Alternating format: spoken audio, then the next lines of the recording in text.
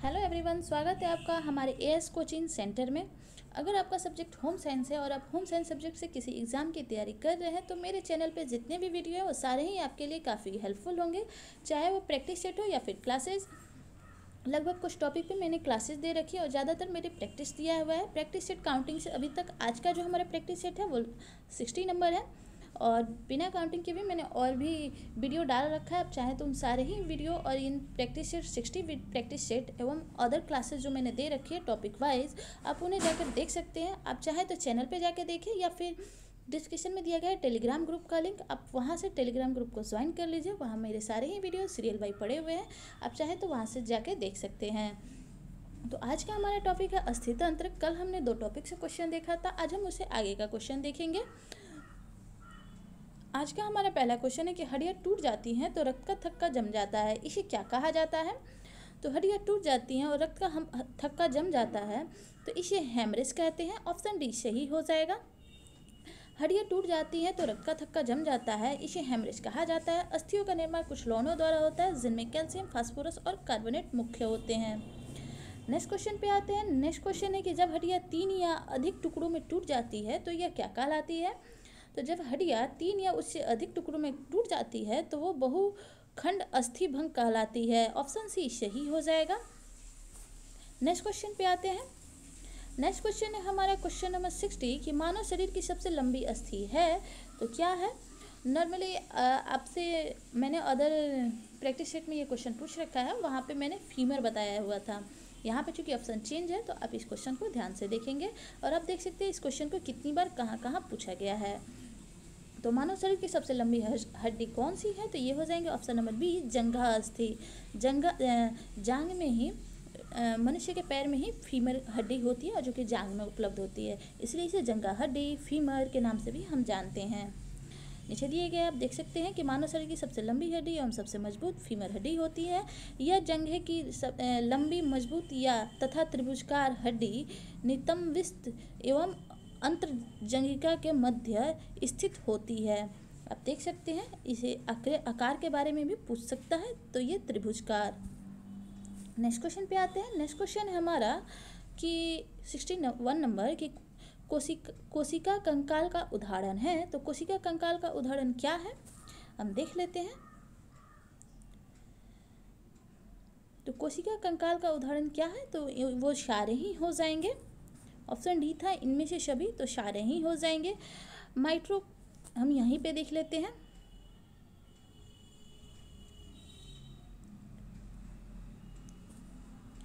Option D ये सारे माइक्रोट्यूबिकल, microfilament और मध्यवर्ती तंतु, ये सारे ही कोशिका कंकाल के उदाहरण हैं। नेक्स्ट क्वेश्चन पे आते हैं। क्वेश्चन नंबर 62 और ये कथन एवं कारक में दिया गया है क्वेश्चन। तो मजबूत हड्डियाँ तथा दांतों के लिए कैल्शियम तथा विटामिन डी दोनों की आवश्यकता होती है और कारण में दे रखा है कि विटामिन डी आंतों में कैल्शियम के अवशोषण में सहायक होता है। नीचे हमें कूट में आंसर देना है और कूट में आंसर हो जाएगा ऑप्शन नंबर सी, ए तथा आर दोनों सही है। मजबूत हड्डियाँ तथा दांतों के लिए कैल्शियम तथा विटामिन डी दोनों की आवश्यकता होती है और हमारे शरीर में हड्डियाँ कैल्शियम से बनी है। विटामिन डी आंतों में कैल्शियम के अवशोषण में सहायता करता है। आते हैं नेक्स्ट क्वेश्चन पे। नेक्स्ट क्वेश्चन है क्वेश्चन नंबर 63 कि स्टर्न को कहते हैं। तो स्टर्न को क्या कहते हैं, तो सीने की जो हड्डी होती है हम उसे स्टर्न के नाम से जानते हैं। ऑप्शन बी सही हो जाएगा।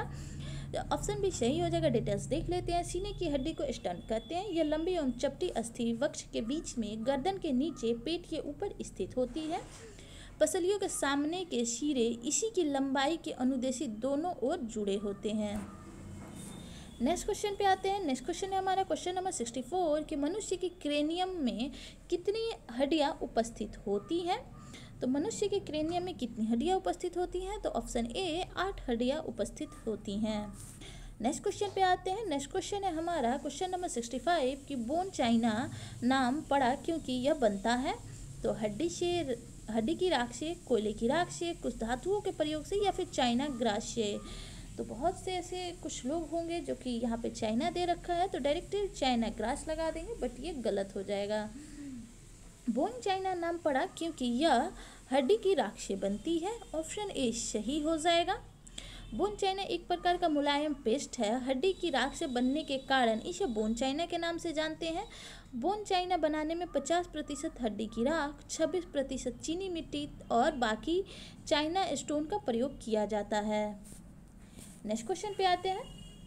नेक्स्ट क्वेश्चन है क्वेश्चन नंबर 66 कि कैल्शियम किसके लिए आवश्यक है।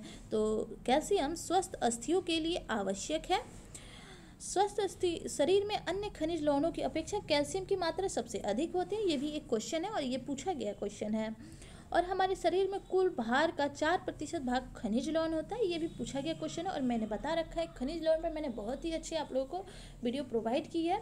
उसके पूरे क्लासेस दिए और क्लास के साथ मैंने क्लासेस वाले वीडियो में ही क्वेश्चन भी कराए हैं आपको। आप चाहें तो जाकर जरूर देखें उसे। तो हमारे शरीर के कुल भार के 4% भाग खनिज लवणों का होता है। अस्थियों की वृद्धि एवं विकास के लिए कैल्शियम अत्यंत जरूरी होता है। एवं दूध कैल्शियम प्राप्ति का सर्वोत्कृष्ट साधन है। दूध में उपस्थित कैल्शियम का अवशोषण शरीर में पूर्ण रूप से हो जाता है। आते हैं नेक्स्ट क्वेश्चन पे। नेक्स्ट क्वेश्चन है क्वेश्चन नंबर 67 कि स्वस्थ दांतों एवं अस्थियों के लिए आवश्यक है।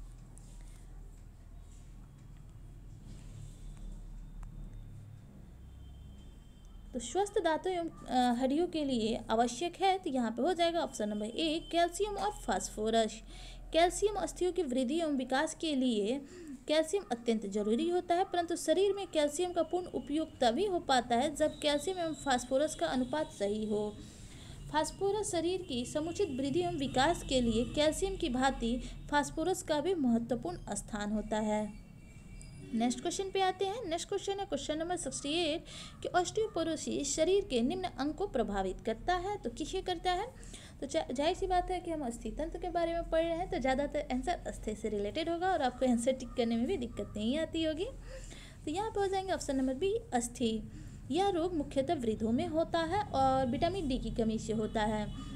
अस्थियां निःशक्त कमजोर एवं भुरभुरी हो जाती हैं तथा जरा सी चोट लगने पे गिर जाने पे टूट जाती हैं। टूटी हुई अस्थियां जल्द नहीं जुड़ती हैं। ऑस्टियोपोरोसिस मुख्यतः 2 कारणों से होती है। एक होता है हार्मोन की कमी से और दूसरा होता है आहार में विटामिन डी तथा कैल्शियम की कमी से। और मैंने बताया ना कि ऑस्टियोपोरोसिस विटामिन डी की कमी से और वृद्धों में होता है। वयस्कों में ऑस्टियोमलेशिया होता है एंड बच्चों में रिकेट्स होता है।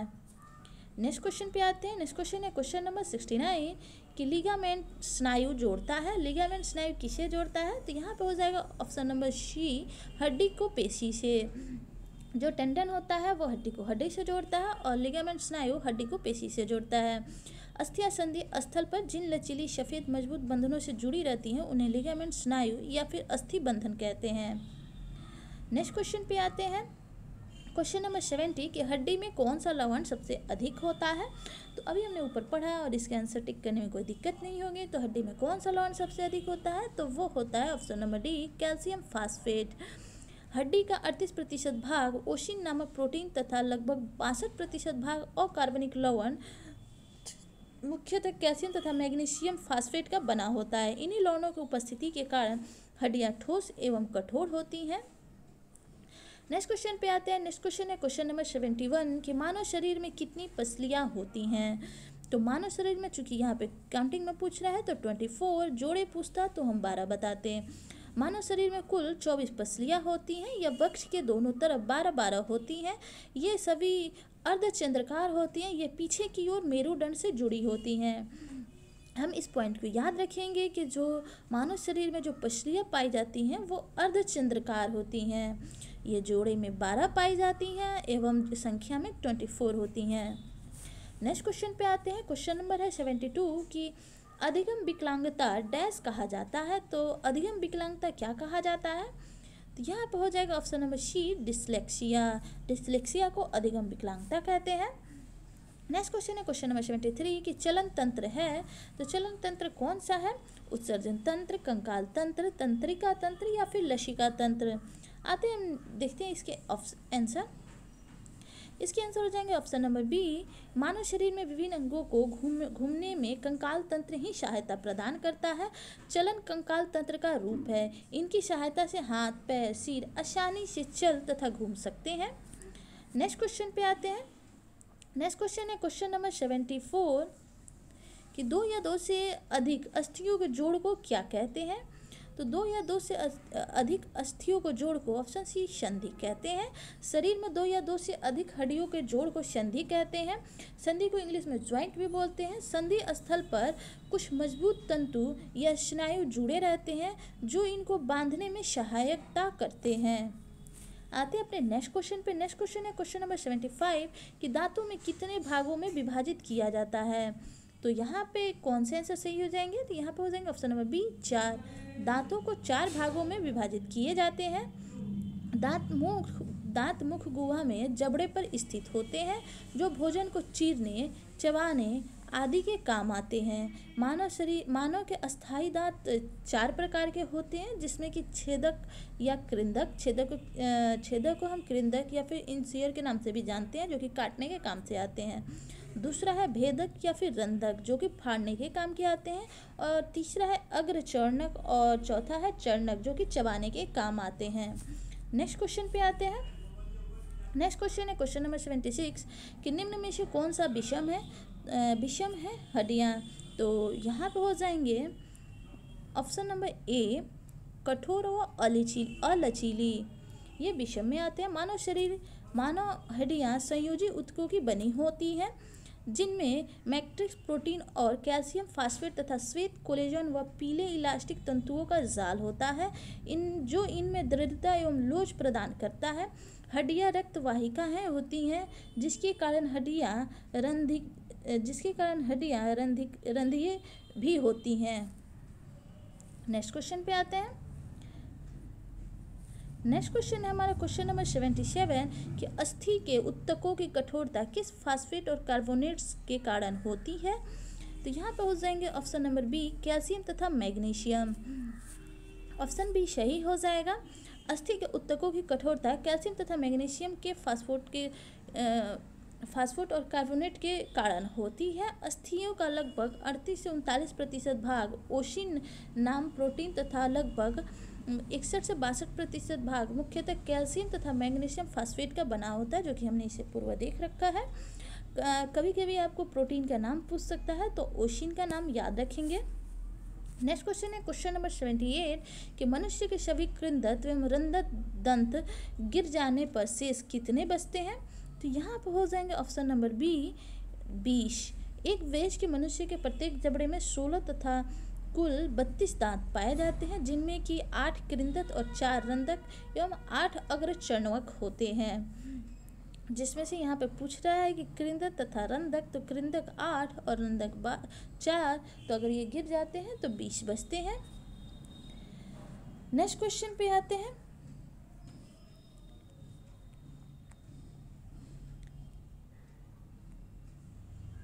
नेक्स्ट क्वेश्चन है हमारा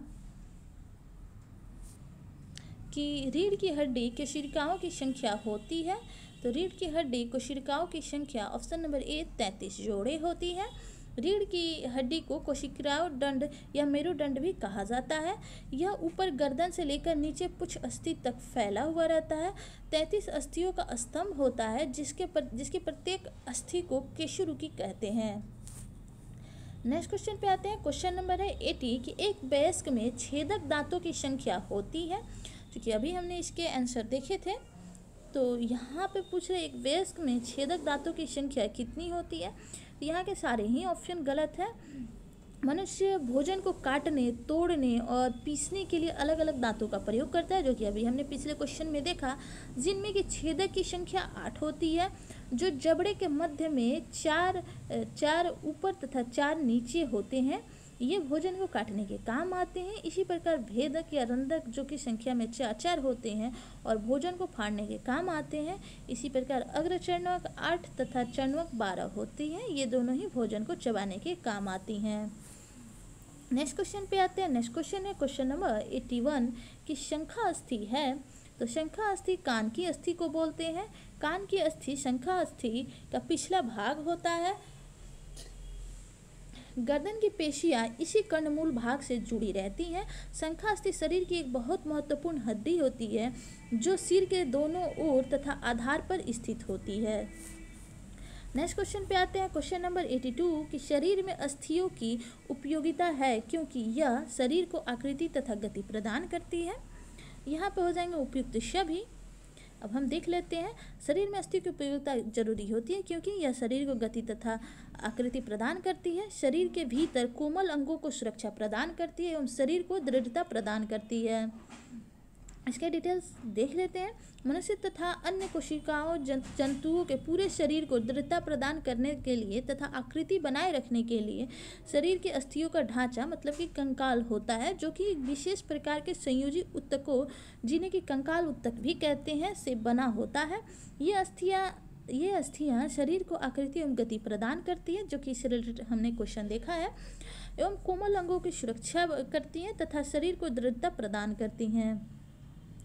नेक्स्ट क्वेश्चन है क्वेश्चन नंबर 83 कि खोपड़ी में कुल कितनी अस्थियां पाई जाती हैं। तो खोपड़ी में कुल 22 अस्थियां पाई जाती हैं। मानव खोपड़ी गर्दन के ऊपर स्थित सिर का कंकाल है, जो कि कोशिकाओं दंड के ऊपर वाले सिरे पर टिकी होती हैं। इसकी अस्थि रचना में 2 भागों में बटी होती हैं, यथा कपाल और चेहरा। कपाल में 8 अस्थियां का बना हुआ एक बॉक्स होता है, जो कि खोपड़ी के ऊपरी भाग को दृढ़ता पूर्वक जोड़े रहता है, तथा चेहरा जिसमें कि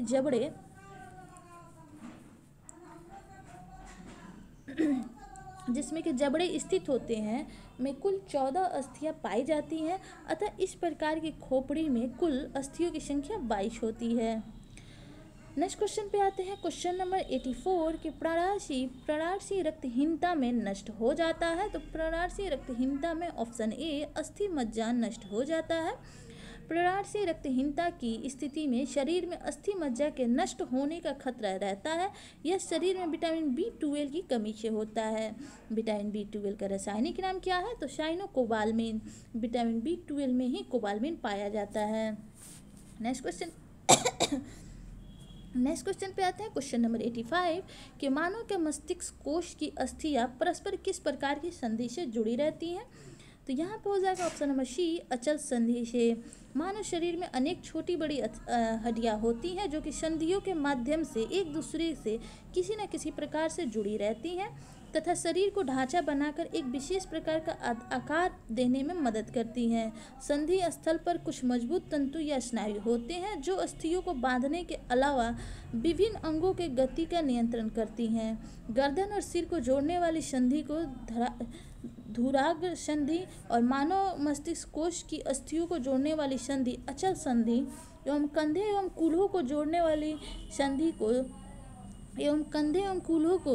कूल्हों में उपस्थित संधि को कंदुक खलिका संधि तथा कोहनी तथा घुटनों के संधि को हिज संधि कहा जाता है। धातव्य है कि मस्तिष्क कोश में उपस्थित अस्थियां शिवन द्वारा परस्पर जुड़ी रहती हैं, जिससे वे हिलने डुलने में असमर्थ होती हैं, अतः इसे अचल संधि कहते हैं। नेक्स्ट क्वेश्चन पे आते हैं, क्वेश्चन नंबर 86 कि मानव शरीर की सबसे कड़ी वस्तु क्या है। तो मानव शरीर की सबसे कड़ी वस्तु अस्थियां होती हैं। ऑप्शन सी सही हो जाएगा। मानव शरीर की सबसे कड़ी वस्तु अस्थियां होती हैं। अस्थियां रीढ़धारी जीवों का वह कठोर भाग होती हैं जो अंततः कंकाल का निर्माण करती हैं तथा शरीर को चलाने, सहारा देने में विभिन्न अंगों को रक्षा करती हैं। नेक्स्ट क्वेश्चन है क्वेश्चन नंबर 87 कि कंकाल तंत्र को सुडौल एवं सुंदर सौंदर्य प्रदान करने का तंत्र है। तो कंकाल तंत्र को सुडौलता एवं सौंदर्य प्रदान करने का तंत्र है ऑप्शन बी पेशी तंत्र। कंकाल तंत्र को सुडौल एवं सौंदर्य पेशी तंत्र प्रदान करता है। हमारे शरीर में कंकाल तंत्र तथा बाह्य त्वचा के बीच का अधिकांश भाग मांसपेशियों से निर्मित होता है। मानव शरीर में पेशियों का निर्माण संकुचन पेशियां कोशिकाओं द्वारा होता है। पेशियां भ्रूण के मेसोडर्म से बनते हैं, परंतु आँखों के आइरिस तथा सिलियरी काय की पेशियां भ्रूण के एक्सोडर्म से बनती हैं। पेशियां मानव शरीर में लगभग 40 से 50% भाग बनाती हैं। एक चीज़ को हम यहाँ पे ध्यान रखेंगे कि जो आँखों के आइरिस की जो सिलियरी काय होती हैं की पेशियां भ्रूण के एक्सोडर्म से बनती हैं। और दूसरा हमने ये देखा कि मानव शरीर में जो पेशियों का निर्माण संकुचन पेशी कोशिकाओं द्वारा होता है और पेशियां भ्रूण के मेसोडर्म से बनते हैं। इन दोनों में डिफरेंट है, इन दोनों को हम ध्यान में रखेंगे। नेक्स्ट क्वेश्चन है क्वेश्चन नंबर 88 कि रेडियस तथा अल्ना अस्थियां भंग होने पर उसे स्थिर होने के लिए प्रयोग करना चाहिए। तो क्या करना चाहिए? तो यहाँ पे हो जाएगा खपच्चियों का, लेकिन फिर भी हम इधर एक बार आंसर चेक कर लेते हैं।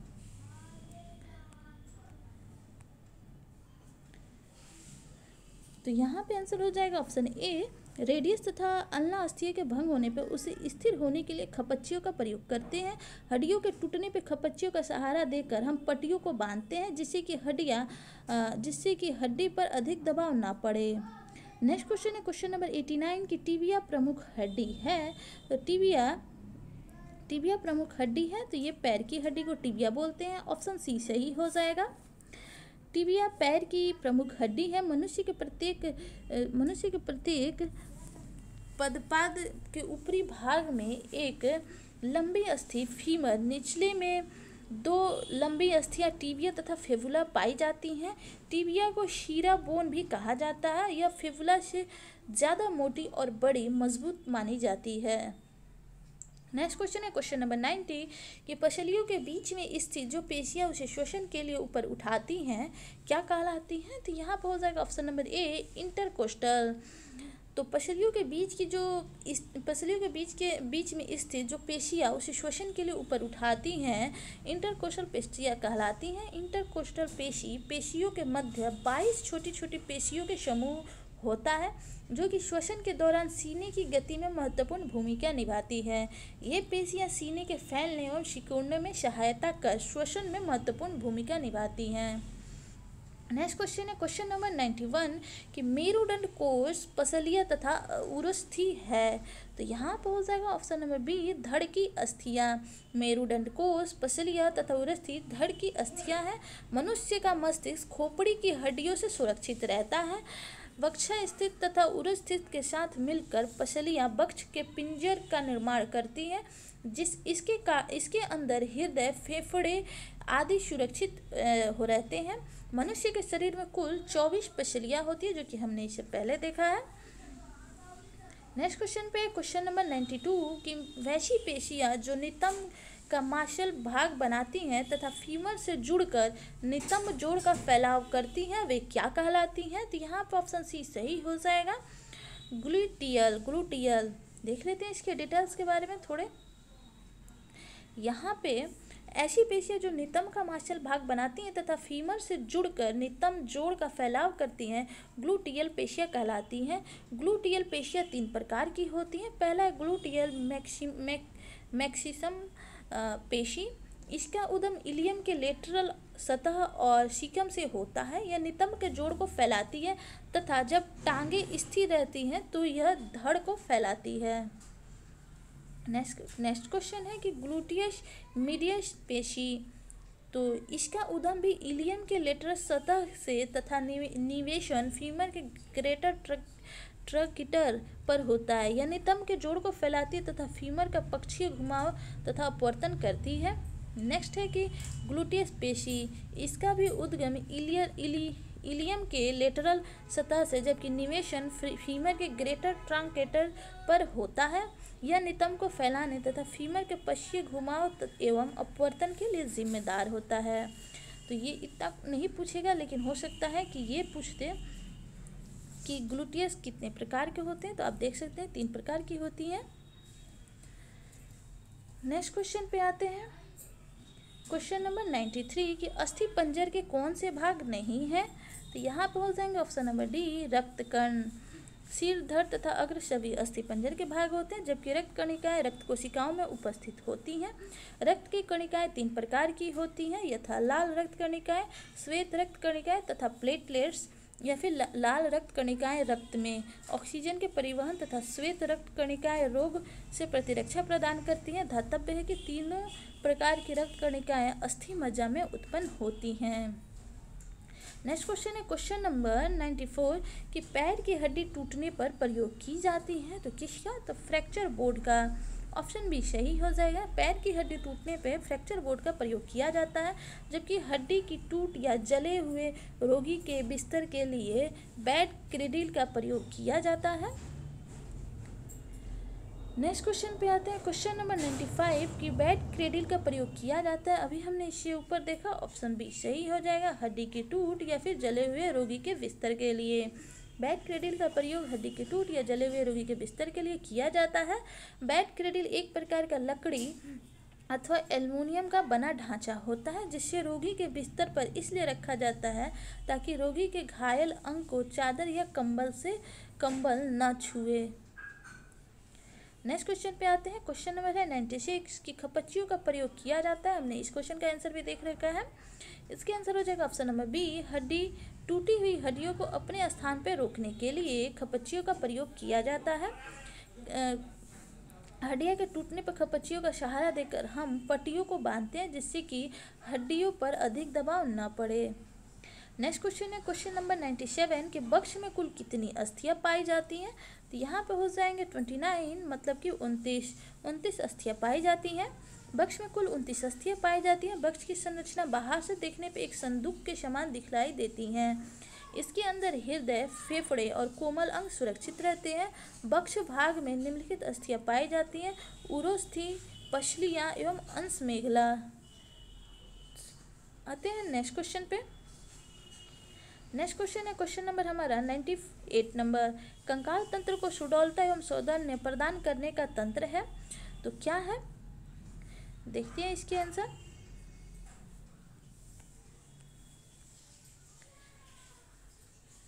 यहाँ पर हो जाएंगे ऑप्शन नंबर बी, कंकाल तंत्र को सुडौलता एवं सौंदर्य प्रदान करने का तंत्र पेशी तंत्र को कहते हैं। पेशी तंत्र का निर्माण मांसपेशियों द्वारा होता है। मांसपेशियों का निर्माण पेशी कोशिकाओं से होता है और हमारे शरीर में लगभग 600 से 640 मांसपेशियां पाई जाती है। 40 या फिर 639 मांसपेशियां पाई जाती हैं। नेक्स्ट क्वेश्चन है क्वेश्चन नंबर 99 कि मनुष्य के अस्थि पंजर में मेरुदंड की अस्थियों की संख्या होती है। तो यहाँ पर ऑप्शन बी सही हो जाएगा, 26। मेरुदंड की अस्थियों को कोशिकाएं कहते हैं। बाल्यावस्था में कोशिकाओं की संख्या 33 होती है, परंतु वयस्क व्यक्तियों में कोशिकाओं की संख्या 26 होती है। तो हमने अस्थि तंत्र से आज लगभग 50 क्वेश्चन देखा है। कल का टॉपिक हमारा होगा श्वसन तंत्र और इससे आगे का क्वेश्चन हम देखेंगे। वीडियो अच्छी लगी तो लाइक शेयर सब्सक्राइब ज़रूर कीजिएगा।